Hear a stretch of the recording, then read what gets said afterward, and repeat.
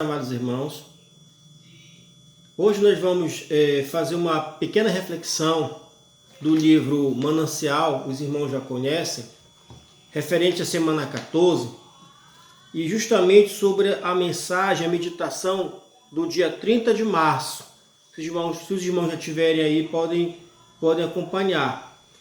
Antes da gente começar a nossa reflexão, eu gostaria que os irmãos dessem uma pausa e fizessem uma oração pedindo que o nosso Senhor nos abençoe nesse momento e o Espírito Santo fale aos nossos corações.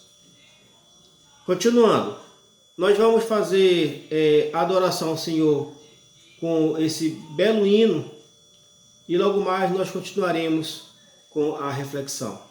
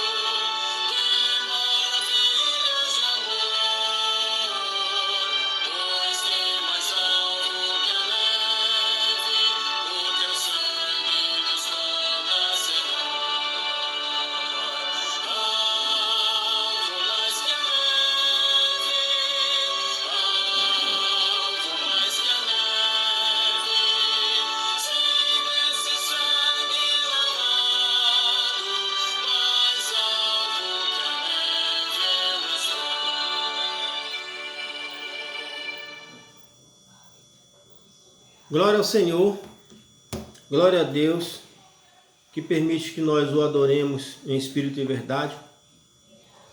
Irmãos, eu vou fazer uma pequena leitura dessa reflexão do dia 30. Ela é baseada no Evangelho de Marcos, capítulo 5, versículos de 21 a 24 e de 35 a 43. Permitam-me primeiro fazer a reflexão sobre o Evangelho de Marcos e depois a gente faz uma leitura da reflexão desta noite. Começa assim, no capítulo 5, versículo 21, o pedido de Jairo. Tendo Jesus voltado no barco para o outro lado, afluiu para ele grande multidão, e ele estava junto do mar. Eis que se chegou a ele um dos principais da sinagoga, chamado Jairo, e vendo-o, prostrou-se a seus pés. E insistentemente lhe suplicou: minha filhinha está à morte. Vem, impõe as mãos sobre ela, para que seja salva e viverá. Jesus foi com ele. Versículo 35. Falava ele ainda, quando chegaram alguns da casa do chefe da sinagoga, a quem disseram: tua filha já morreu, por que ainda incomodas o mestre? Mas Jesus, sem acudir a tais palavras, disse ao chefe da sinagoga: não temas, crê somente. Contudo, não permitiu que alguém o acompanhasse, senão Pedro e os irmãos Tiago e João. Chegando à casa do chefe da sinagoga, viu Jesus o alvoroço, os que choravam e os que pranteavam muito. Ao entrar, lhes disse: por que estáis em alvoroço e chorais? A criança não está morta, mas dorme. E riram-se dele. Tendo ele, porém, mandado sair a todos, tomou o pai e a mãe da criança e os que vieram com ele, e entrou onde ela estava. Tomando-a pela mão, disse: Talita cumi, que quer dizer: menina, eu te mando, levanta-te. Imediatamente a menina se levantou e pôs-se a andar, pois tinha 12 anos. Então ficaram todos sobremaneira admirados. Mas Jesus ordenou-lhes expressamente que ninguém o soubesse, e mandou que dessem de comer à menina. Amém? Olha o que diz aqui a reflexão. Somente creia. Jairo, o chefe de uma sinagoga, tendo profundo conhecimento da lei, assim como a maioria dos líderes religiosos, nunca procuraria Jesus por considerá-lo um impostor. No entanto, como qualquer outra pessoa, Jairo tinha necessidades. Sua filhinha, seu bem mais precioso, estava tão doente a ponto de fazê-lo arriscar não só sua reputação, mas tudo o que tinha. Afinal, seus recursos eram oriundos da posição que ocupava. Jesus, que vê o ser humano em sua totalidade, olha para Jairo naquele momento. Seus olhos de amor miram sua necessidade mais urgente para cumprir o mais importante, incluí-lo no seu plano de transformação completa. Jesus atende a pedido de Jairo e vai com ele. Jesus estabelece um relacionamento, vai conhecer a sua realidade e se deixa conhecer por aquele homem. Jairo sabia que a lei, o conhecimento que ele tinha, levaria-o somente até onde ele já tinha ido. Por isso procurou algo a mais. Procurou Jesus. Mas segundo as informações que havia recebido, que havia recebido, sua filhinha havia morrido. Então, humanamente não havia mais o que fazer. Humanamente não havia mais o que fazer. No entanto, apesar de a morte obedecer ao curso natural da vida, Jesus reina sobre ela. Ninguém pode mudar o que ele estabelece. A história termina com uma cena adorável. Jesus falando em aramaico com a menina, sua língua materna, algo que ela podia entender. E, assim, revelando a Jairo o amor que ele precisava conhecer. Amém? Irmãos, essa é uma passagem assim bastante bastante reveladora do caráter divino de Jesus. É uma mensagem muito bonita essa passagem, porque ali está dizendo, está mostrando ali um pai desesperado, um homem culto, conhecedor da lei, mas que pelo seu conhecimento da lei não tinha mais para onde ir. Jairo não tinha mais para onde ir, não tinha mais o que fazer para salvar a vida da sua filha, da sua pequenina. Imagine só, irmãos, a situação do homem que está prestes a sepultar a sua filha. Devia ser uma situação muito dramática para Jairo, saber que ele estava ali a alguns minutos, talvez, de perder a sua filha para a morte. Na forma da lei, Jairo não era um homem que era desentendido. Ele conhecia a lei. Ele era um dos principais da sinagoga da sua cidade. Mas toda a sua capacidade, seu conhecimento, a sua importância, seu status não era nada diante da morte. De forma que Jairo foi buscar só e somente só aquele que ele acreditava no seu coração que podia livrar a sua filha da morte. Preste atenção, ele acreditava que Jesus poderia livrar a criança da morte. Mas Jesus deu a ele algo mais. Aqui a palavra de Deus diz, no versículo 23 do capítulo 5 de Marcos, diz que ele se prostrou aos seus pés, aqui no versículo 22, perdão, versículo 22 do capítulo 5, ele se prostrou aos pés de Jesus, quer dizer o quê? Que ele adorou a Jesus. Um homem não se prostra aos pés de outro homem, ele só se prostra aos pés daquele que ele acredita como superior. Foi o que Jairo fez. Quer dizer, ele adorou a Jesus. Estava naquele momento adorando a Deus. Outra, ele rogou a Jesus. Ele pediu a Jesus o que para ele era impossível. Jesus se comoveu com a situação de Jairo. De forma que aqui diz no versículo 24, Jesus foi com ele. Jesus foi com ele. Isso nos traz, irmãos, a memória, a lembrança de que quando nós clamamos ao Senhor, Jesus vai conosco. Jesus está conosco. É o fato de acreditar. Como eu vou falar logo mais à frente, crer somente. E ele estava ali estimulando Jairo a confiar na sua presença, na presença poderosa de Jesus, para que a salvação da vida da filha dele fosse manifesta e fosse registrada para todo sempre. Mas ele fez, como falei, a única coisa que tinha que fazer, se prostrar a Jesus, rogar a Deus a salvação da sua filha. E aqui a partir do versículo 35, Jesus já está com ele, já indo em direção à sua casa, quando os seus assistentes chegam e dizem assim, a criança já morreu. Por que estás importunando o mestre? Como assim? Como se estivesse falando, não adianta mais. Tudo que você fez, o seu esforço, o sacrifício, foram em vão. Não adianta nem sequer Jesus, esse profeta, esse mestre, vir aqui e impor as mãos e curar a criança, porque ela já morreu. Crendo eles que Jesus não tinha poder sobre a morte.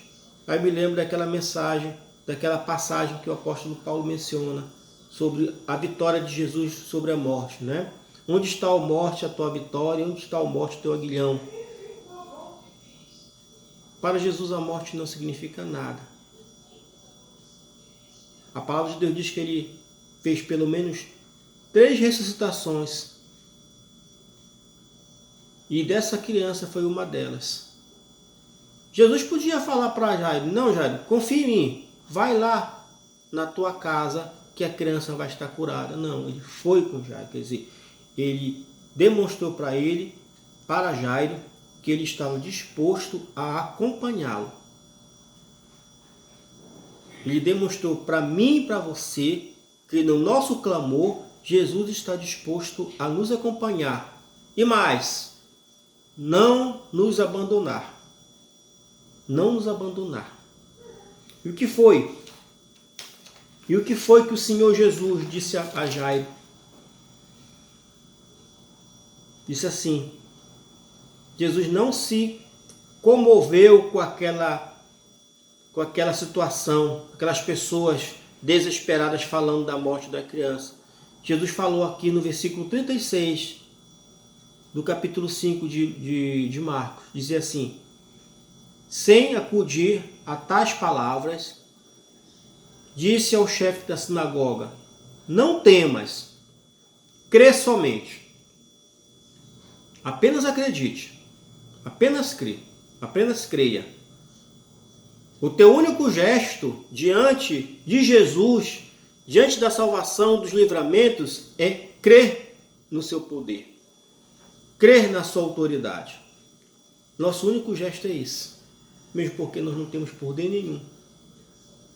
Nenhum poder nos é dado se não for dado por Jesus, nos é concedido. Creia somente. Foi o que ele disse a Jairo, um homem desesperado naquele momento. Jesus adentrou na sua intimidade. Diante daquele monte de gente que estava ali murmurando, chorando, pranteando, Jesus, olha, sai todo mundo.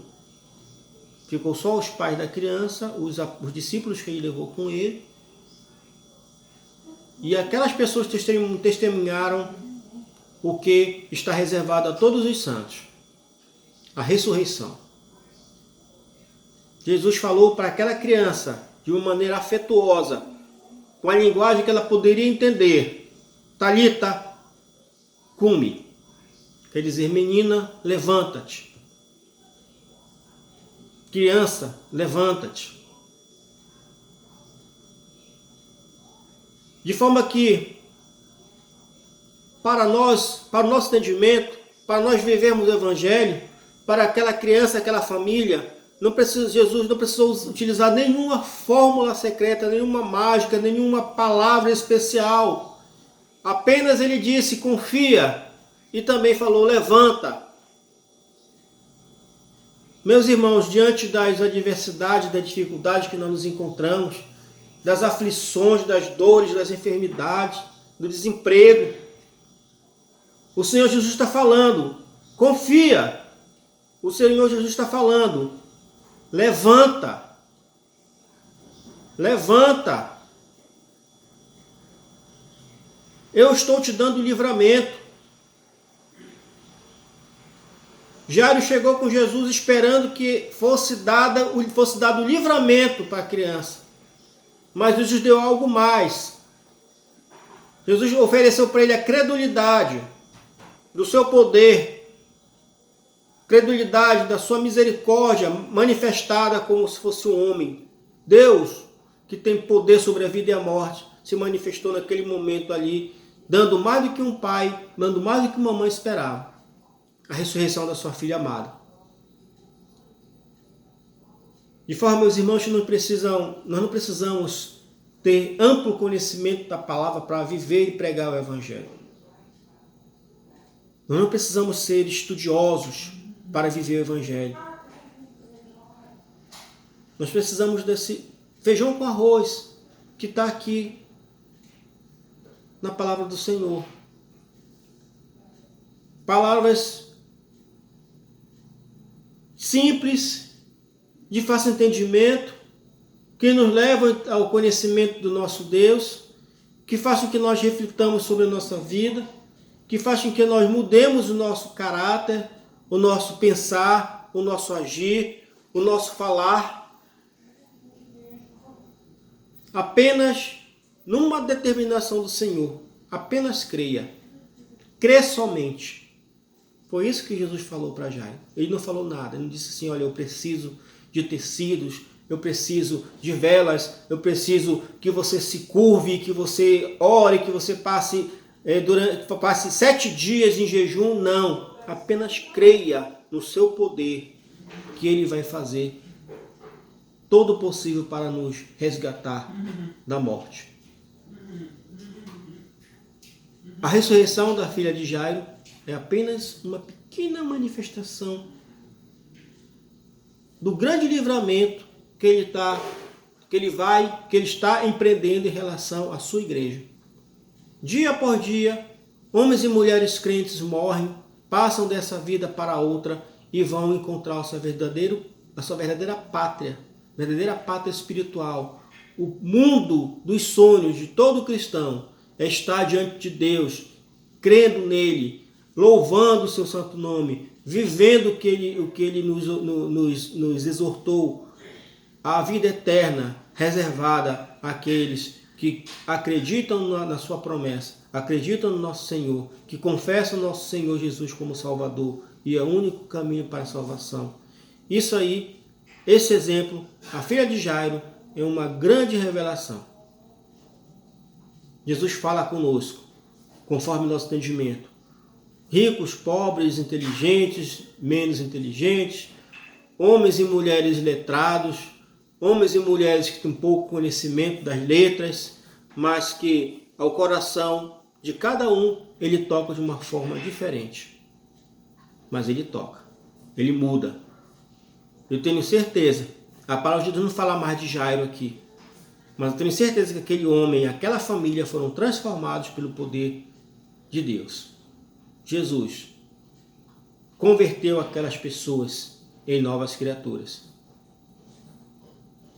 O orgulho de Jairo, por ser um dos maiorais da sinagoga, foi quebrado, porque acima dele, acima da lei que ele pregava, tinha Jesus. Ninguém mais, ninguém menos. A ele toda a honra e toda a glória. Eu agradeço, irmãos, por essa pequena reflexão. Peço a todos que façam uma oração de agradecimento ao Senhor.